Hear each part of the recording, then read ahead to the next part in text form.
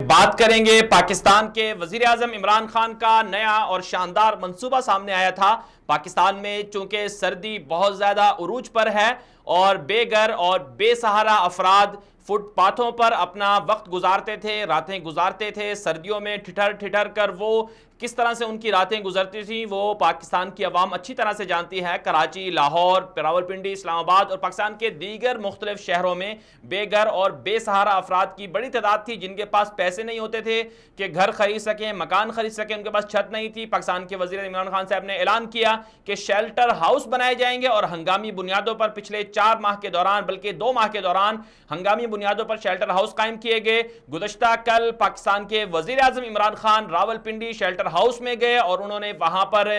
دورہ کیا اور اچانک دورہ تھا، کوئی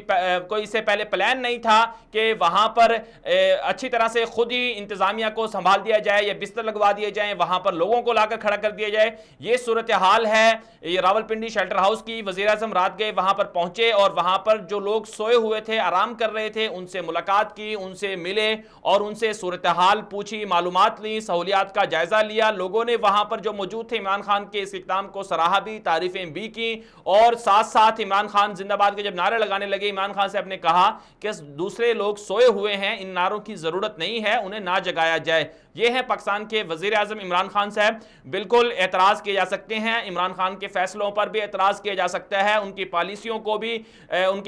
پر بھی تنقید کی جا سکتی ہے اور عمران خان صاحب کے گرد جو لوگ ہیں ان پر بھی تنقید کی جا سکتی ہے۔ عمران خان کے فیصلوں کو بھی نشانہ بنایا جا سکتا ہے، انہیں غلط کیا جا سکتا ہے، غلط کہا جا سکتا ہے، لیکن عمران خان صاحب کے جو اچھے اقدام ہیں انہیں سراہنا چاہیے۔ اس سے پہلے بھی خود مجھے ایک ذاتی ذریعے سے معلوم ہوا کہ